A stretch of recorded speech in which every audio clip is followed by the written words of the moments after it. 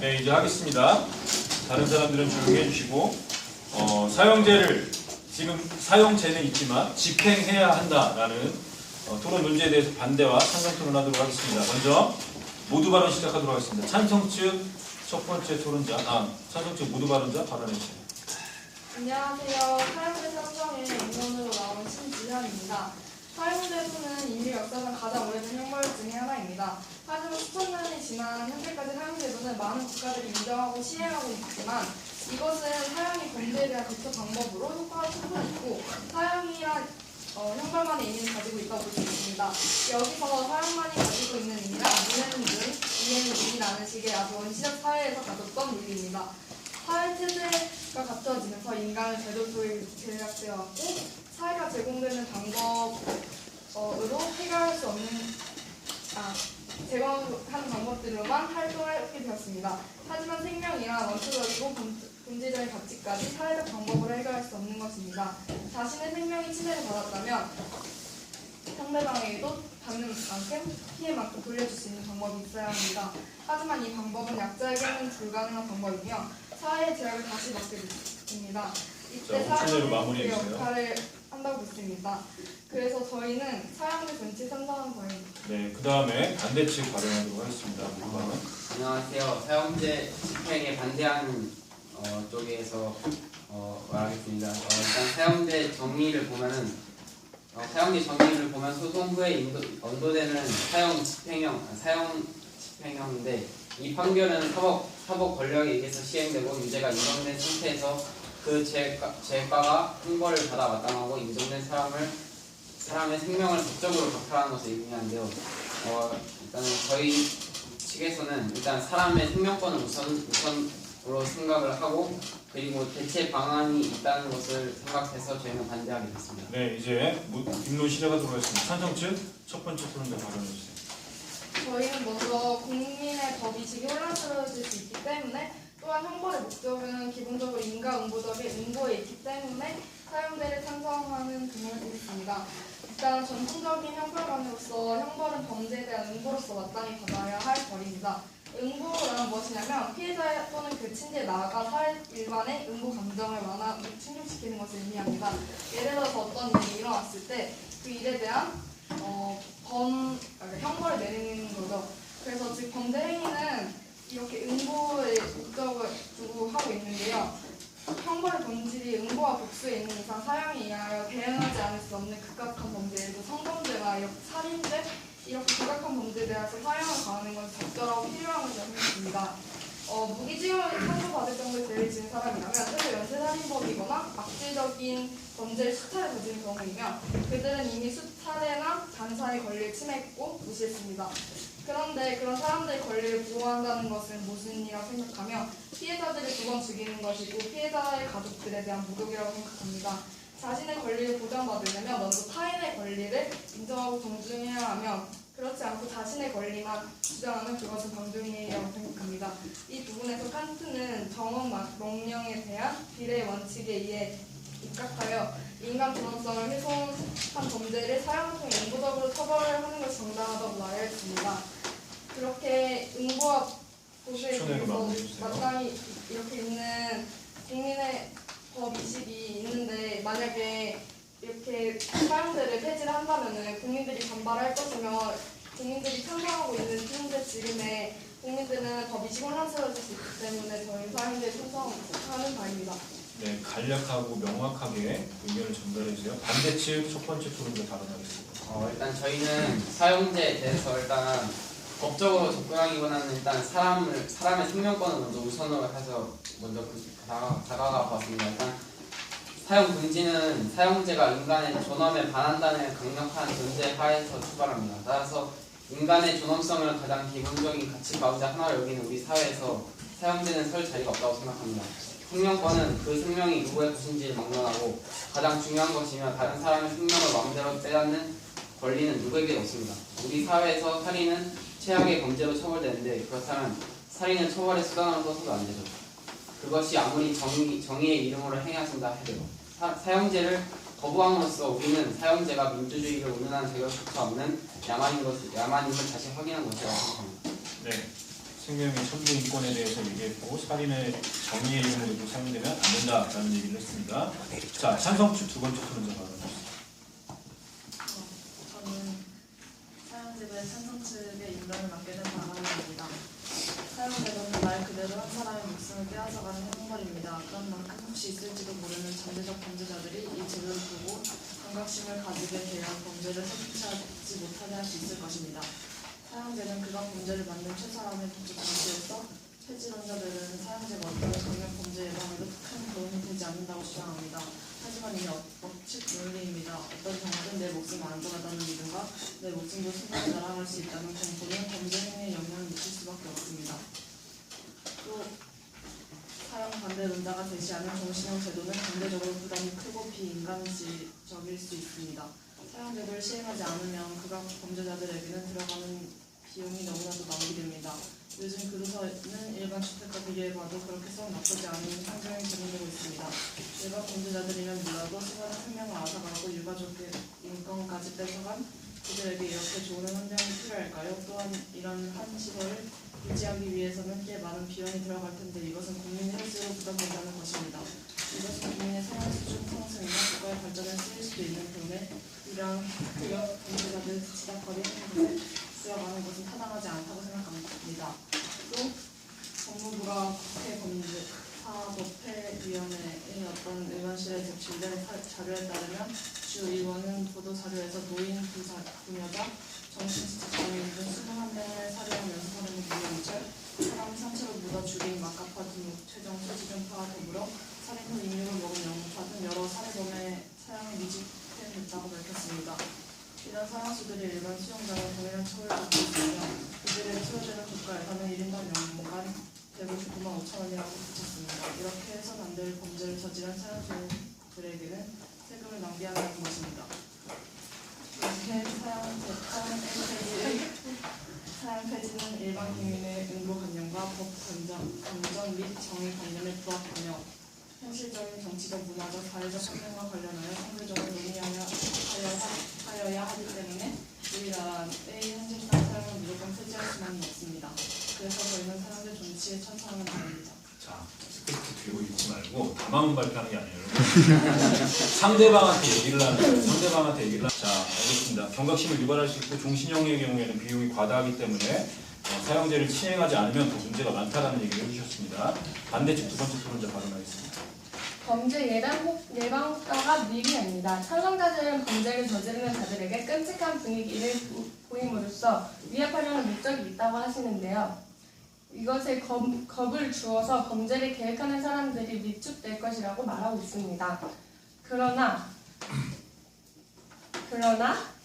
현실에서는 완벽하게 이렇게 진행되지 않습니다. 사형제가 범죄의 잔혹성을 줄여주거나 하지 전혀 않습니다. 왜냐하면요, 범죄가 증가하는 데는 다른 요인이 연결되어 있습니다. 빈곤, 실업, 음주, 마약 등등 처형이랑은 관계가 없습니다. 사형의 범죄 억제랑은 전혀 관계가 없다는 말입니다. 게다가 이 효과를 굳이 가져오려면 생방송과 공공장소에서 수많은 관중들을 모아야 할 것입니다. 공개적으로 처형을 하던가 아니면 살인 허가를 받은 사람은 이 세상에 아무도 없음을 시인하든가 결국 단두대 칼날이나 교수대의 올가미가 반드시 두려움을 주지는 않는다는 것입니다. 어떤 범죄자들에게는 범죄 행위의 유혹이 사형 선고에 대한 두려움보다 크다. 물론 죽음이 큰 두려움이 있는 건 맞습니다. 그러나 때로는 다른 욕망이 그 두려움을 잡아먹을 수도 있다는 것입니다.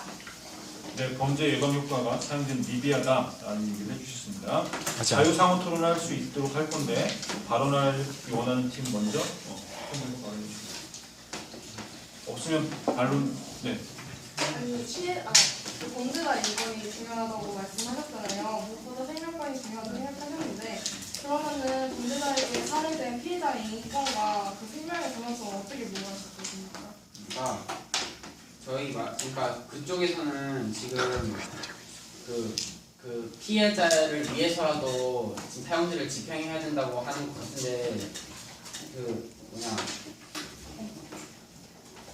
피해자 가족들이 원해서 사형을 해도 죽은 사람이 부활하진 않습니다. 그리고 피해자가 원치 않을 수도 있고요. 죽은 사람의 말을 우리가 어떻게 들을 수 있죠?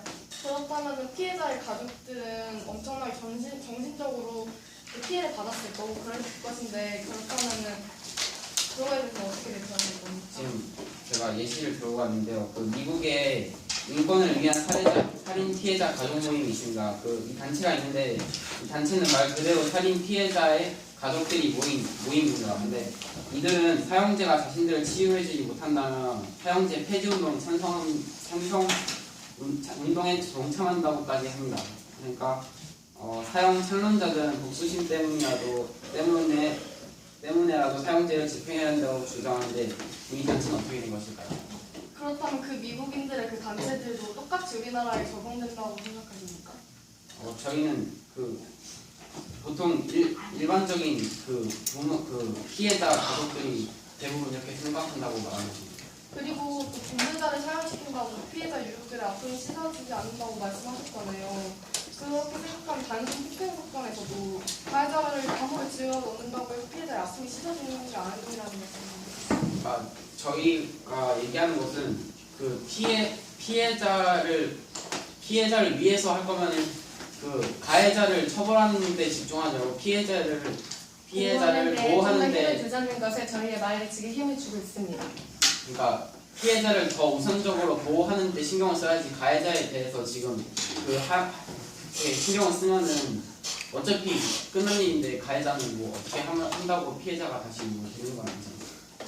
가해자 처벌보다 피해자를 보호하는 게 보호하는 우선적으로 하는 게 맞다고 생각합니다. 그럼 피해자를 보호해서 이렇게 국가에서 만약에 그런 예를 들어서 예방책을 내세웠어요. 그런데도 만약에 가해자는 피해자를 죽였고 그러면 그거에 대한 진짜 피해자는 억울할 거 아니에요. 왜 법을 복수심 때문에 자꾸 그렇게 집행하려고 하는지 모르겠습니다.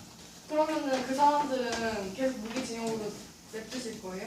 그러니까 저희가 보면은 무기징역이 종신형인데 이 종신형은 형을 선고받은 죄인이 구금되어 있는 수십 년 동안 석방되어 있다는 조건이 붙어 있는데 이 감형의 여지가 없다는 것으로도 이 형벌은 유난히 끔찍한 범죄를 저질렀거나 극히 위험한 사람을 놓는 건데 이것만으로도 충분히 강력한 형벌을 내린 것이라고 생각합니다. 네, 여기까지 입론하도록 하겠습니다. 일단 양측 의견을 들어보면 먼저 찬성 측은 경각심을 유발할 수 있고 그 다음에 종신형에 대한 비용 과다가 있었는데 지금 논의가 많이 됐던 건 생명권에 대해서 얘기가 많이 됐던 것 같아요. 그래서 징계적 처벌이 필요하다. 여기는 징계적 처벌이 불필요하다라는 의견을 많이 주셨습니다. 그래서 서로 나왔던 내용을 중심으로 반론할 내용들을 좀 마련하신 것 같습니다. 2분간 휴정하겠습니다. 와 진짜 괜찮아. 재슬이 잘해. 재슬이 좋습니다. 자, 자리 바꿔주세요.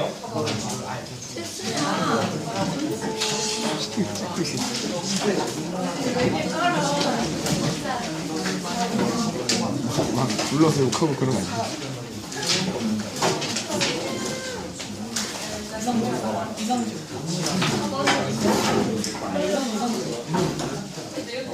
강순이 누나 그림 볼로로 올라갔어요.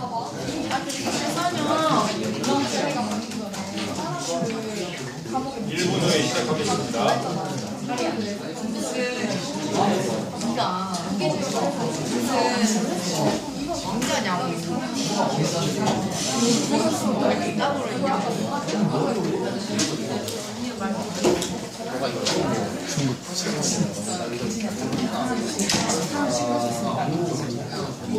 자, 그리고 여러분들이 좀 핵심을 좀 벗어나는 게 중국 부자같이 생겼다. 사형제 찬반이 아니에요. 사형제 집행에 대한 찬반이에요. 문제 자체는. 그러니까 사형제에 대해서는 다 같은 원래는 공통의 인식이 있는 거란 말이에요. 우리 처음에 이렇게 정했단 말이에요. 사형제가 지금 우리나라에서 시행되고 있는데 이게 집행이 안 되고 있는 문제를 사실 다뤄줘야 되는데 지금 사형제에 대한 찬반 논란이 있는 것 같아요. 어쨌든 자 그걸 좀 논제에 좀 집중하셔서 하시면 좋을 것 같습니다. 자 15일 시작하겠습니다.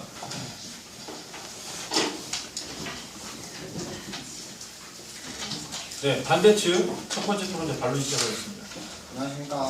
사회대 집행에 미안해, 반대측 첫 번째 토론자. 안녕하십니까. 저는 반대쪽 첫 번째 토론자 김민우입니다. 지금 찬성 측에서 주장했던 자료 중에서 지금 국민의 혈세가 우리를 위해서 지금 계속 사용된다고 지금 말씀을 하셨는데 그 사형수들을 수감하는데 이건 좀 맞지 않는 얘기라고 생각되는 점이 제가 뉴욕타임즈를 봤는데요.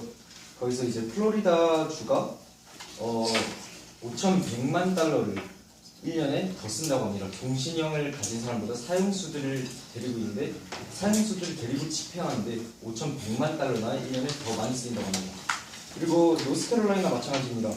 43명의 죽음을 위해서 1인당 거의 216만 달러를 쓰고 있는데 이게 과연 효율적이라고 보이세요?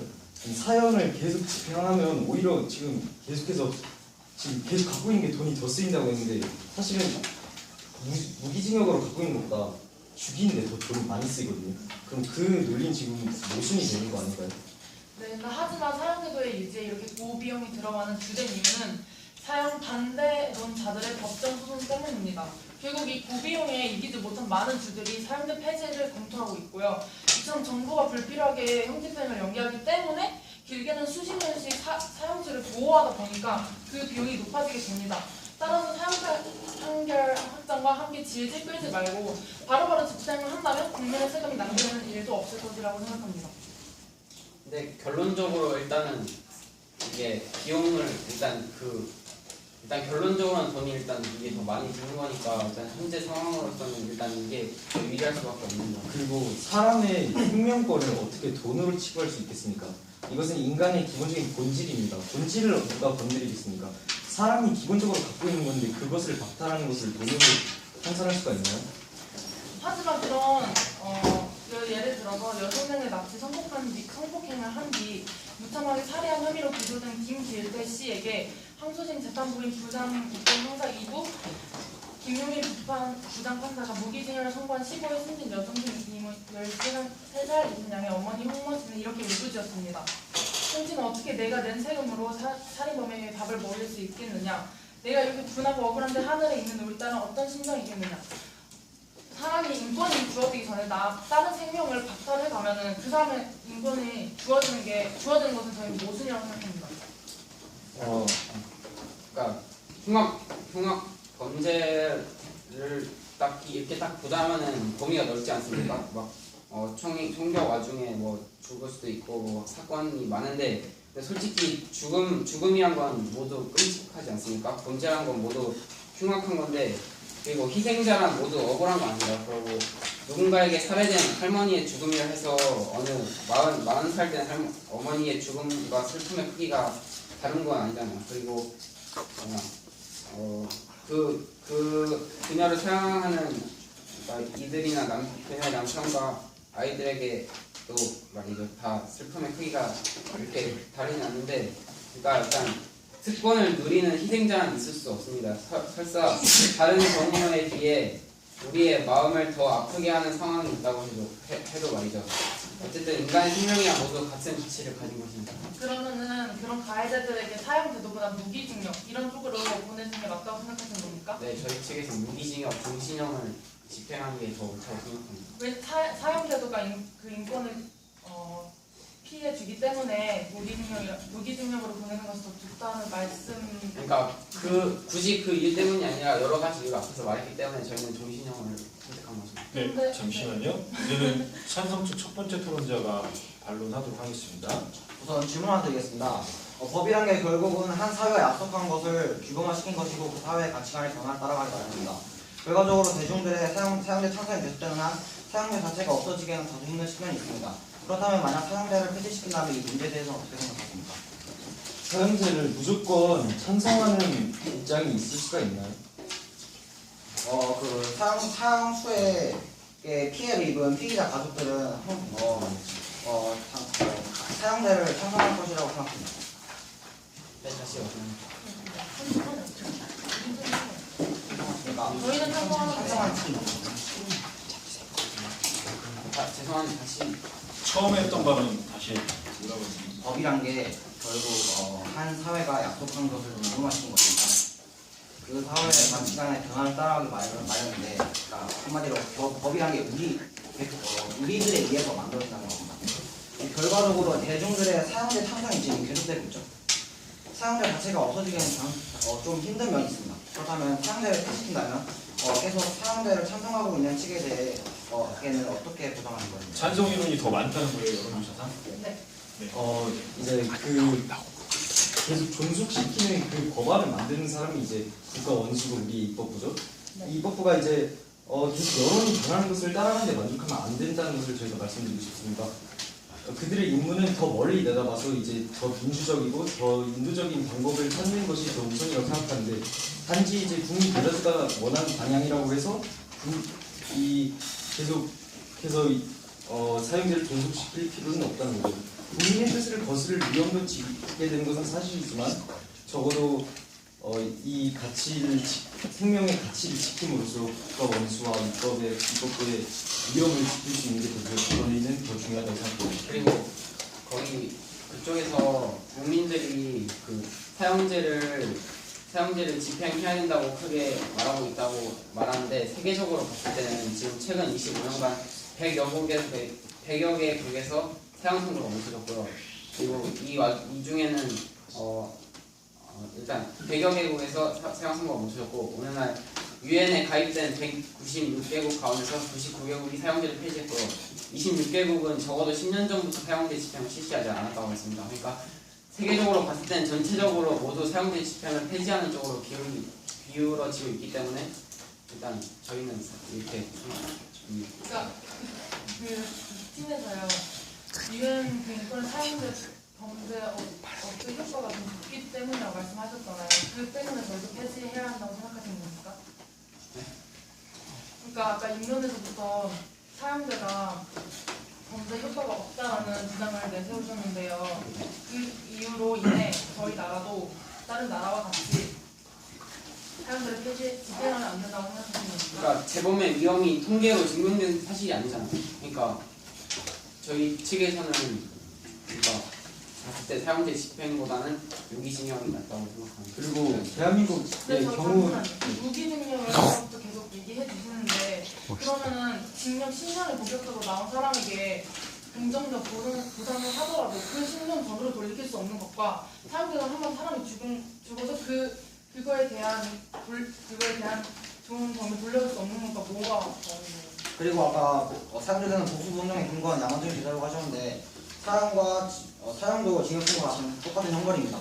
근데 벌이 더 무거운 것 뿐인데 왜 사형은 복수고 징역은 왜 그 문제자에게 그 복수를 하지 않는 것이라고 말씀하셨죠? 그쪽에서 이미 사형제를 그 사람을 피해자를 위해서라도 실시해야 된다고 말했기 때문에 저희는 그렇게 말을 한 거고요. 그리고 일단 다른 방법이 있다고 저희는 무기징역을 말했죠. 무기징역은 그 범죄자를 무기징역. 교화시킬 수 있잖아요. 네? 범죄자를 교화시킬 수 있지 않나요? 근데 만약에 20년 사형 선고 대신에 무기징역 10년, 20년으로 칩시다. 그래서 거기에서 나왔는데, 가해자가 나오게 됐는데, 그 10년이나 20년은 어떻게 금전적으로 보상을 해줄 것입니까?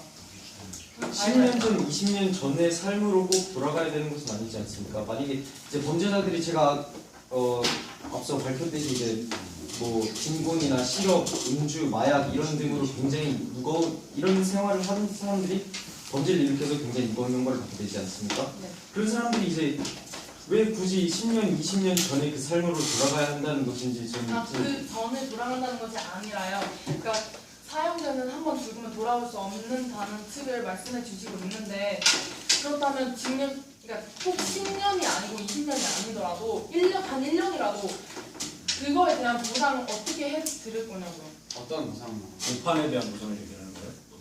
어떤 보상이죠? 어떤 그러니까 보상? 무기징역은 그러니까 뭐 기한 없이 그냥 계속 있는 건데, 저희는 이제 사형 대신 무기징역을 말씀드리고 있는 건데 무거운 형벌이 아니라는 건데. 자, 마지막으로 찬성 측 두 번째 토론자가 발언하고 그에 대한 상호감박하고 마치도록 하겠습니다. 네, 말씀하세요. 지금 종신형 세금 과다에 대한 경제적인 문제 했었고 여론조사에 대한 내용을 했었습니다. 다른 내용이 있으면 그에 대해서 반박을 하시고 논의를 마치면 좋을 것 같습니다. 그리고 질문 하나 더 하겠습니다. 사형제를 반대하는 이유가 아까 사람의 생명권 유분이라고 하셨는데, 그럼 만약에 전쟁이 났을 때는 이 사람들의 생명권을 어떻게 보장하실 거라고 생각하십니까? 틀이 더 사람 같은데. 그거는 특수 상황 아닙니까? 특수한 상황에서는 전쟁은 상대를 전쟁은 싸우기 무슨 조금 사형제랑은 지금 시행과는 맞지 않는 주제 같습니다. 네, 알겠습니다. 감사합니다. 아까 그러면 피해자의 인권 보장 방법에 대해서 조금 예를 들어주실 수 있겠습니까? 이게 뭐 돈을 뭐 그러니까 그 범죄 크기에 따라서 돈을 나눌 수는 없겠지만 그 피해자가 마음을 되찾는 데까지 나라에서 충분히 사형제를 내리는 비용보다는 덜 쓰이겠죠. 그 피해자를 챙겨주는데. 그러니까 피해자가 안심을 찾도록 계속 나라에서 해주는 게 그 사형제보다는 훨씬 낫다고 생각합니다. 네, 현재 지금 저희 나라가 그 피해자를 위해서 그렇게 많이 보상을 해주고 있습니까? 그러니까 저희는 지금 피해자가 그러니까 지금은 계속 다시 말씀해주세요. 그러니까 피해자 인권 보장을 위한 사형제를 대처할 만한 방법들이 시행이 되고 있냐를 물어봤어요. 아니요, 아직 안 됐어요. 사형제가 아직 완벽하게 대체는 안 되고 있기 때문에 네, 없어요? 그럼 자, 최종 발언하고 마칩니다. 자, 반대측 첫 번째 토론자 최종 발언하도록 하겠습니다. 반대측 토론자 최종 발언. 1704년 체사레 베카리아는 범죄와 형벌이란 책에서 죽음이란 사회의 안정과 체제 유지에 있어서 정말로 필요하고 유용한가? 도대체 어떤 법을 근거하여 인간이 같은 인간을 죽일 수 있도록 하가 바랍니까? 이런 글을 남깁니다. 저희는 사형제가 정말로 인간의 기본 본질에 반대하는 굉장히 무자비한 일이라고 생각합니다. 현재 노예제나 고문을 다시 한번 생각해보면 굉장히 이제 야만스럽고 굉장히 잔인하잖아요. 사형제로 저희는 마찬가지라고 생각합니다. 언젠가는 없어질 것이고 그리고 그 없어진 뒤에는 똑같이 노예제나 고문처럼 야만스럽고 잔인하다고 생각하게 될 것입니다. 그래서 저희는 수많은 이유들이 있어서 사형제가 집행되어서는 안 된다고 생각합니다. 네, 찬성죠. 오판의 가능성은 어떠한 사법 절차에는 존재할 수 있습니다. 하지만 그것을 규명하기 위해 노력하는 것이 우리나라의 법적 기관이 해야 할 일이라고 생각합니다. 그리고 범죄자를 사형시키는 과정에 있어서 좀 더 인권을 중시할 수 있고 범죄자가 더욱 고통받을 수 없는 방법으로 끊임없이 노력을 하고 있습니다. 그리고 저희는 이것을 통해서 인권이 비록 어느 정도 존중받을 수 있겠지만 가장 중요한 것은 우리나라 대한민국의 전체 모든 국민의 안전을 위한 길이라고 생각합니다. 그러므로 저희는 사형 집행에 찬성하는 바입니다. 네, 여기까지 토론 마치겠습니다.